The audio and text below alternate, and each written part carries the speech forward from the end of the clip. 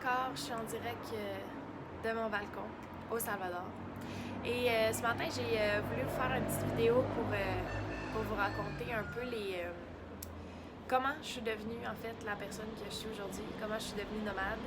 Fait que part 1, comment tout a commencé. Parce que je me dis qu'il y a peut-être plusieurs d'entre vous qui se sentent un peu comme je me sentais. Puis, des fois, on sait pas quoi faire. On sait pas quoi faire pour se sentir mieux. Puis, moi, pour ma part, ce que je devais faire pour me sentir mieux, c'est vraiment de partir à l'étranger, de partir vivre au loin. Mais ça fait peur. C'est pas nécessairement une décision qui est facile à prendre. C'est un gros step. Puis je pense que c'est vraiment facile de trouver toutes les raisons du monde de ne pas le faire ou de ne pas le faire tout de suite. Mais en tout cas, pour ma part, c'était vraiment la seule chose à faire. Là. C'était vraiment ce que je devais faire pour être heureuse. Là. Je savais que c'était vraiment mon calling d'aller explorer le monde. Fait que voilà, je veux juste arrêter de dire fait que, puis vous faire une petite vidéo pour vous raconter un peu comment tout a commencé, comment je suis partie pour la première fois en voyage, pourquoi j'ai décidé de partir, puis comment est-ce que j'ai vécu ma première expérience, en espérant que certains d'entre vous sont à la même place que moi, puis que ça va vous aider peut-être à prendre une décision ou à réaliser ce qui est bon pour vous. Donc, moi, la première fois que je suis partie, j'avais 19 ans. J'habitais au Québec, à Québec. J'habitais avec mes parents, j'allais au cégep encore, puis j'avais juste vraiment... J'étais tannée. Tout me tapait ses nerfs. C'était comme, on dirait, l'environnement dans lequel j'évoluais. Pas que je l'aimais pas que c'est négatif, mais on dirait que c'était pas moi. On dirait que je m'y retrouvais pas là-dedans. On dirait que je me forçais à aller au cégep, que je me forçais à travailler, que je me forçais à être, tu sais, à vivre la vie qu'on doit vivre, que la société nous impose. Puis, j'étais pas malheureuse, mais j'étais pas épanouie. C'était comme, il me manquait vraiment quelque chose dans ma vie. J'avais tellement l'impression que je passais à côté de plein de choses. J'avais l'impression que je pouvais avoir un quotidien tellement plus nice que ça. Puis, moi, j'ai toujours été... Les camions. Parfait. Moi, j'ai toujours été très bonne à l'école. J'ai toujours eu de la facilité. Puis j'étais bonne dans toutes les matières. Puis j'avais vraiment un intérêt pour la médecine. Plus jeune, j'avais vraiment un intérêt pour la relation d'aide. Mais en même temps, voyant les études que la médecine nécessitait, puis tout ça, on dirait que je ressentais pas la motivation. Puis j'avais beaucoup de pression de mon entourage. Quand je dis pression, c'est pas négatif, là, c'était vraiment de la pression positive, dans le sens où ils voyaient mon potentiel, puis ils voulaient que je me réalise, ils voulaient que je construise une vie où est-ce que j'allais manquer de rien, où est-ce que j'allais avoir des bonnes conditions, etc. Puis, tu sais, nous, on valorise beaucoup l'argent, le salaire, le matériel. Fait que je pense que les gens autour de moi mettaient beaucoup de pression pour que j'étudie la médecine, notamment, pour que j'aille faire une belle grande carrière où est-ce que j'allais, tu sais, gagner dans les 6 chiffres, puis j'allais toujours vivre bien. Puis je me retrouvais pas là-dedans. Puis là, j'étais en train de me dire, OK, mais là, il faut que j'aille à l'université. Pourquoi? Parce que j'ai les moyens, parce que j'ai le cerveau qu'il faut, parce que j'ai les capacités, parce que c'est ça qu'une bonne citoyenne canadienne fait à 20 ans. Ben, elle pense aller à l'université, puis elle choisit sa carrière. Moi, je ne savais pas qu'est-ce que je voulais faire. J'avais tellement d'intérêts variés. J'avais des intérêts de tous les côtés. Je savais pas quoi choisir, je savais pas dans quoi m'investir, dans quoi m'impliquer. J'aime l'école, mais j'aime pas le système scolaire du tout. J'avais envie de prendre des cours, j'avais envie d'apprendre. J'avais pas envie, par exemple, de me sentir prise dans un cursus scolaire de 3 ans, puis de me dire, OK, ben là, il faut que je finisse. Fait que là, si je m'embarque aujourd'hui, là, dans 3 ans, je vais finir. 3 ans, c'est long. Puis moi, j'avais à bougeotte. J'avais envie d'aller découvrir le monde. Puis je me voyais pas m'embarquer dans un cursus que je ne savais pas si c'était vraiment ce que je voulais faire pendant 3 ans parce que la société me dictait que c'était ça que je devais faire. Fait que donc, j'ai décidé de prendre une année off. Donc, après le cégep, avant l'université, à mes 19 ans, j'ai acheté un billet d'avion one-way pour la Colombie. J'ai déjà raconté cette histoire-là plein de fois, mais je vais vous faire la partie technique en version courte, puis je vais plus focusser sur la partie émotionnelle et développement personnel au travers de ça. Donc, j'ai acheté mon billet One Way pour la Colombie, j'ai pacté mon sac. Je ne savais pas du tout comment pacter un sac. Je savais pas du tout quoi amener. J'étais vraiment comme dans un grand néant. Je savais pas du tout qu'est-ce qui m'attendait non plus. Fait que j'ai pacté mon sac, puis je suis partie avec mon sac à dos en Amérique latine. Et ça n'a pas été de tout repos. Ça a été difficile, notamment au début. J'ai fait face beaucoup à ce qu'on appelle la solitude.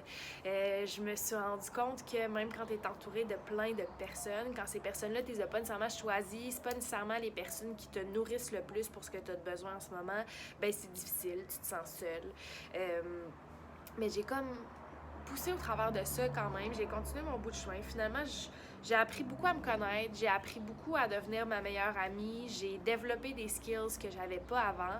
Je me suis rendu compte qu'il y avait des skills que j'avais que je savais pas. Je me suis rendu compte que j'étais quelqu'un de très résilient, que j'étais quelqu'un de beaucoup plus autonome que ce que je pensais. Parce que j'avais jamais mis le camion. J'avais jamais mis ces skills-là à l'épreuve, si on veut. Fait que là, en ayant l'occasion de les mettre à l'épreuve, je me suis rendu compte de ce que j'avais dans mon sac à outils. Je me suis rendu compte de ce qui me manquait aussi dans mon sac à outils. Je me suis rendu compte que j'avais besoin de beaucoup de communion. J'avais beaucoup besoin d'avoir quelqu'un. Tu sais, une meilleure amie, un meilleur ami, tu sais, quelqu'un à qui me rattacher. Mais j'ai été chanceuse, puis j'ai trouvé quand même ces personnes-là sur mon chemin. J'ai trouvé ces personnes-là qui ont fait des petits bouts de chemin avec moi, qui ont été présents quand j'en avais besoin. Puis qui m'ont aidé à continuer à avancer, continuer à faire mon journey. Donc, la première fois, je suis partie pendant 8 mois. Puis après ça, je suis revenue à la maison pour aller à l'université. Fait que je me suis trouvé une job, je me suis inscrite à des cours qui me manquaient dans le but de m'inscrire à l'université. En administration, moi j'avais prévu faire un bac trilingue. Je me suis dit, je vais utiliser mes skills d'espagnol, puis je vais faire quelque chose qui va un peu conjuguer université et la culture latine que j'aime tant. Fait que voilà, je me suis inscrite, j'ai été acceptée. Et finalement, 2 semaines avant le début de la session, j'ai annulé mon inscription. Incapable. J'étais incapable. Cette décision-là, j'étais heureuse d'être acceptée. Je trouvais que c'était un bac qui était super intéressant. Je voyais toutes les choses que j'allais apprendre, puis j'avais envie d'apprendre ces choses-là. Mais encore une fois, le cursus universitaire me tentait zéro. Ça me tentait pas. Je me voyais pas là-dedans. Je voyais pas comment j'allais être heureuse en embarquant là-dedans. Puis je me rendais compte que c'était pas une décision que je prenais pour moi, mais que c'était un peu une décision que la société prenait pour moi ou que moi je prenais pour fitter ou pour plaire ou pour pas décevoir. Et donc, j'ai annulé mon inscription à l'université. Et je me suis plutôt inscrite à un bac, à un certificat de 1 an à distance. Donc, en étant à distance, je savais que je pouvais voyager, je savais que je pouvais travailler plus, que j'étais capable de ramasser plus de sous. Je savais que c'était un certificat, donc c'est 1 an. Donc, je me disais, si j'ai envie de poursuivre après l'année, je pourrais. Si j'ai pas envie de poursuivre, je pourrais ne pas poursuivre. Puis, pendant cette année-là, j'ai travaillé presque à temps plein. J'ai étudié à temps plein. J'ai voyagé aussi souvent que je pouvais. Puis, j'ai habité à Montréal et j'aime beaucoup Montréal. Je trouve que c'est une ville qui est vraiment vibrante. J'ai beaucoup aimé le temps que j'ai passé à Montréal, mais encore une fois, je me retrouvais tellement pas là-dedans. C'est tellement pas ma game d'habiter dans une ville, il me manquait tellement quelque chose. Il me manquait la connectivité, il me manquait la nature, il me manquait le on s'en fout. Moi, toute ma vie, j'étais tout le temps en retard. Toutes mes boss pourront vous le dire. Moi, j'arrivais toujours 10 minutes en retard. À l'école, j'arrivais toujours en retard. On me donnait rendez-vous quelque part, j'étais en retard. Je suis tout le temps en retard. Mais je me suis dit, ça se pourrait-tu une place dans le monde où est-ce que j'arrive 15 minutes puis je suis d'avance, tu sais? Ça se pourrait-tu une place dans le monde où est-ce que je peux-tu arrêter de stresser que je suis tout le temps en retard? Tu sais, on dirait que je luttais contre moi-même. On dirait que en étant au Canada tout le temps, j'étais tout le temps forcée de me pousser dans les fesses pour faire des choses d'une façon qui m'était pas naturelle, pour être une personne qui m'était pas naturelle, tu sais, jusqu'à la façon que je m'habillais, que je me coiffais, que je me maquillais, aux interactions, tu sais, cette idée-là qu'on a de pas déplaire, tu sais, de plaire à tout le monde, d'être gentil avec tout le monde, tu sais, de fitter, de jouer tu sais, de faire du PR tout le temps dans ton temps personnel. Moi, on dirait que ça collait pas. Tu sais, moi, j'ai déjà perdu une job en restauration parce que j'étais pas souriante.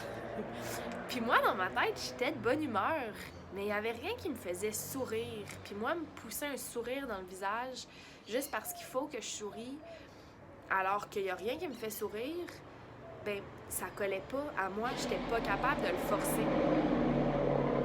Le camion. Fait que j'étais pas capable de le forcer. Puis tu sais, ce travail-là, je l'ai perdu parce que je suis pas quelqu'un qui est capable de se forcer pour être quelqu'un qui allait pas. Puis je me sentais tout le temps comme ça quand j'étais au Québec, au Canada. Fait que donc, tout ce que je voulais faire à chaque fois que j'avais 3 jours de vacances, c'était sacrer mon camp puis m'en aller dans le sud. Et je me suis rendu compte, que pendant mon voyage, j'ai appris à être seule, j'ai appris à être avec moi-même, j'ai appris à compter sur des gens sur les réseaux sociaux. Tu sais, ma famille, mes amis, je leur parlais sur les réseaux sociaux, puis j'ai appris à ce que ça soit suffisant pour moi, puis à me construire des amitiés qui venaient nourrir qu'est-ce qui me manquait. Tu sais, ils venaient couvrir le côté physique, avoir quelqu'un, physical touch, faire des activités. Ça venait couvrir ça, puis même si c'était pas les meilleurs amis de la planète, même si c'était pas quelqu'un que je connaissais depuis le secondaire, ou c'était pas la personne avec qui je dis « Wow, il y a vraiment de la connectivité », ben que j'étais quand même capable d'en profiter puis de retirer quelque chose de super beau de ça. Que le niveau collectivité dans ma vie, ben j'allais le chercher en parlant à ma famille, à mes amis, sur Internet, puis ça me suffisait comme ça. Donc, j'ai décidé qu'après mes études, l'année, j'allais quitter, tout simplement. Puis j'ai juste décidé que je quittais. Puis j'ai juste acheté un billet. Puis ça n'a pas été nécessairement facile de l'annoncer à tout le monde. Je dirais que le monde autour de moi n'a pas été surpris. Je dirais que ils n'ont pas tombé en bas de leur chaise.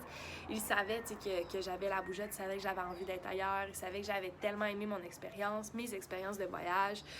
Donc, ça n'a pas été une grande surprise, mais malgré tout, ça a généré beaucoup de peur, beaucoup de stress qui venait de l'envie de me protéger, de l'envie que je sois bien, de l'envie de prendre soin de moi. C'était de l'amour pur.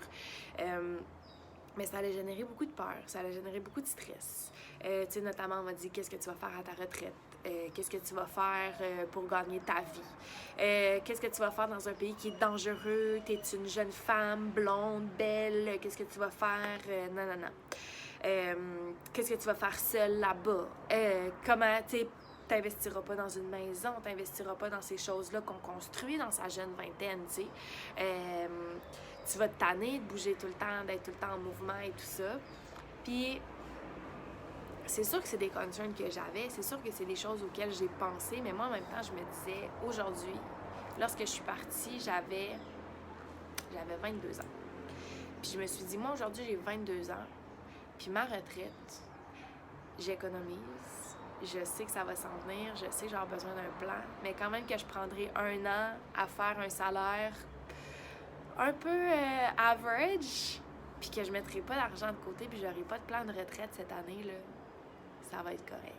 J'aurai le temps d'y penser, j'aurai le temps de construire un plan. Là, c'est le temps de vivre. C'est le temps de vivre des expériences, c'est le temps de réaliser mes rêves, c'est le temps juste d'être heureuse au quotidien. Tu sais, c'est le temps de dire aujourd'hui, là, je vais faire juste des choses qui me font triper. J'irai pas travailler à un job qui me fait chier. J'aurai pas 2-3 chiffres d'alignés un après l'autre. J'aurai pas un souper avec des personnes dont je me torche. J'aurai pas besoin de prendre 1 demi-heure, 45 minutes pour me préparer alors que j'ai pas envie de me préparer, mais que je me prépare parce que les gens veulent voir ce reflet-là de moi. Aujourd'hui, je ferai pas ça. J'irai pas au gym à 9h le soir brûlée morte parce que j'ai besoin d'avoir les fesses bombées puis que j'ai besoin de m'entraîner puis que j'ai besoin de faire du sport, mais que c'est le seul moment dans ma journée. J'aurais pas besoin de faire ça. Puis, c'est ça que je me souhaitais pour mes 22 ans. Puis c'est ça que j'ai fait. Puis aujourd'hui, ces mêmes personnes-là reviennent à moi pour me dire à quel point ils sont fiers, à quel point c'est beau ce que j'ai construit, à quel point ils aimeraient ça avoir eu le guts de le faire quand ils étaient plus jeunes, ou ils aimeraient ça, construire ça pour eux, ou que ça les inspire. Puis je me dis, il faut vraiment pas laisser les peurs des autres ou les peurs qu'on a ou les questionnements, des fois c'est même pas juste des peurs, c'est juste des questionnements, nous arrêter de réaliser notre plein potentiel puis de réaliser la vie qu'on veut avoir dans le fond, la vie dont on rêve. Puis ce que je projetais à ce moment-là a changé en cours de route. L'image que j'avais des prochaines années a changé. J'ai fait des choix, notamment je suis restée au Mexique pendant 2 ans, fait que alors qu'au début, moi, je prévoyais changer de place à tous les 3 à 6 mois. Fait que j'ai fait des choix qui ont changé le portrait, mais ces choix-là, je les ai faits parce que finalement, c'est ça qui me convenait le mieux. Puis finalement, je me suis donné le droit de changer, puis de m'écouter encore. Puis à chaque étape de ma vie, à chaque croisée des chemins, je fais le choix de choisir, de faire qu'est-ce qui me convient le mieux, puis qu'est-ce qui va me rendre le plus heureuse en ce moment. Peu importe ce que je m'étais dit avant, peu importe ce que les gens autour de moi disent, peu importe ce que ça, pas peu importe ce que ça implique, mais peu importe le travail que ça va demander, je suis vraiment prête et disposée à mettre tous les efforts pour construire ce plan-là qui, aujourd'hui, c'est la chose qui me tente. Aujourd'hui, c'est la chose dont j'ai besoin, puis c'est ce qui va me nourrir. Fait que je crois vraiment que notre instinct, il est là. Je crois vraiment que quand je suis partie au tout début, à mes 19 ans, j'avais voyagé, mais j'avais voyagé dans des tout inclus à Cuba, genre 3 fois, puis c'était tout. Tu sais, j'étais jamais partie en voyage d'été, j'étais jamais allée en Europe. Tu sais, j'avais jamais fait ça, j'avais jamais été vraiment en contact avec la culture latine plus qu'il fallait non plus. Il y avait quelque chose qui me disait qu'il y avait quelque chose là-dedans pour moi, que c'était ce que je voulais dans le fond, puis je l'avais jamais fait, mais je le savais qu'il fallait que j'aille l'explorer. Puis si je m'étais laissée influencer par les autres puis par moi, puis que je m'étais dit « Ah, mais voyons donc, je sais pas voyager, je sais même pas c'est quoi qu'il y a là-bas », puis je serais pas où je suis aujourd'hui, tu sais. Puis je me dis, c'est parti d'une curiosité, c'est parti d'un feeling, c'est parti d'un instinct, puis ça s'est développé en quelque chose de infiniment plus grand, infiniment plus beau, infiniment moi. Puis, il faut écouter nos instincts. Je pense qu'on le sait, on le sait. Puis, tout ce temps-là, j'avais pas de travail. Moi, je m'étais toujours dit, je vais trouver un jour un travail que je peux faire à distance. Puis, j'en avais pas de plan, je ne savais pas quoi faire. Puis, mon travail est arrivé par hasard, par des opportunités dans ma vie. Puis, finalement, c'est un travail que j'adore. C'est un travail que j'aime. C'est un travail qui est malléable, que je peux aussi continuer à guider dans différentes directions au fur et à mesure de mes envies, de mes apprentissages, de mes découvertes aussi, de voir qu'est-ce que j'aimais moins. Puis je vis très bien, tu sais, de ce travail-là. Puis ça s'est pointé le bout du nez un peu sur le tard, puis un peu à l'improviste. Mais c'est vraiment la preuve que des fois, on n'a pas besoin de tout avoir figure out. Tu sais, on n'a pas besoin d'avoir la checklist toute cochée puis d'avoir tout planifié d'avance. On peut planifier une partie, puis la balance va arriver dans l'équation au moment où elle doit arriver dans l'équation, puis des fois d'une façon qu'on n'aurait pas su prévoir. Tu sais, moi, j'aurais jamais pu m'inventer ce travail-là. Je l'aurais jamais pensé. Je savais même pas que ça existait de toute façon. Fait que si j'avais voulu tout prévoir, j'aurais jamais pu créer quelque chose d'aussi beau puis d'aussi parfait. C'est parce que j'ai laissé la place à l'improviste, justement, d'arriver, que c'est arrivé d'une aussi belle façon, d'une façon aussi parfaite, au bon moment, de la bonne façon, puis que ça l'a permis de participer à mon évolution aussi joliment. Fait que je vais faire une partie 2 pour vous raconter la partie plus professionnelle, comment mon travail est arrivé, comment ça s'est développé, comment mon travail s'inscrit en ce moment dans ma réalité aussi. Mais je vais terminer ça, là, ça fait quand même un petit moment, mais je vais terminer ça là-dessus. J'étais vraiment une petite fille un peu naïve qui avait vraiment des envies d'aller ailleurs, qui avait des envies de faire les choses différemment, qui n'a jamais senti qu'il fitait dans le moule, puis qui n'a jamais été excitée pour la vie qu'on me promettait, que la société me promettait. Jamais ça m'a excitée. Puis j'ai juste décidé que j'allais pas le faire. Puis un peu tête dure, un peu tête de nœud, je l'ai pas faite. Puis ça m'a bien profité jusqu'à présent. Fait que si toi, tu te sens comme ça, si toi, tu sens que tu ne fites pas, tu sens qu'il y a plus ailleurs pour toi, tu sens qu'il y a quelque chose que tu aimerais découvrir, que tu aimerais essayer, just do it. Juste fais-le. Réalise-toi. Fais-le. Puis si finalement, tu t'es trompé, finalement, ça n'a pas marché comme tu aurais pensé, ben il y a deux options.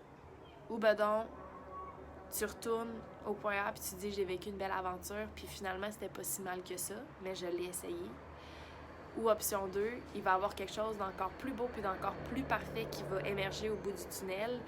Puis ça va arriver grâce au fait que t'as pas eu peur puis t'as fait un step 1 puis t'auras laissé la place à l'inconnu de remplir ta vie d'une façon merveilleuse et inusitée. Fait que t'as rien à perdre. Just do it. Juste réalise-toi. Puis des fois, on a l'impression qu'on rame à contre-courant, mais dans le fond, on rame peut-être juste exactement dans le bon courant. On est peut-être juste dans la rivière à côté. Fait que je vais arrêter ça là-dessus, sur ces sages paroles. Full intéressé à écouter vos histoires, full intéressé à ce que vous m'envoyez des messages si jamais vous avez envie. J'ai un beau projet pour Nomade, qui est mon plus gros projet à vivre. J'ai vraiment hâte de vous en parler, mais pas tout de suite, mais qui va sortir éventuellement. Fait que restez à l'affût, il va y avoir d'autres vidéos, il va y avoir d'autres contenus aussi sur mon Instagram qui vont être mis en ligne pour parler de ce beau projet-là. Fait que si jamais ton projet à toi, ça implique un projet de voyage, un projet de nomadisme, un projet d'habitat à l'étranger, ben stay tuned, là, ça va peut-être t'intéresser. Puis ben là-dessus, je vous dis bonne journée.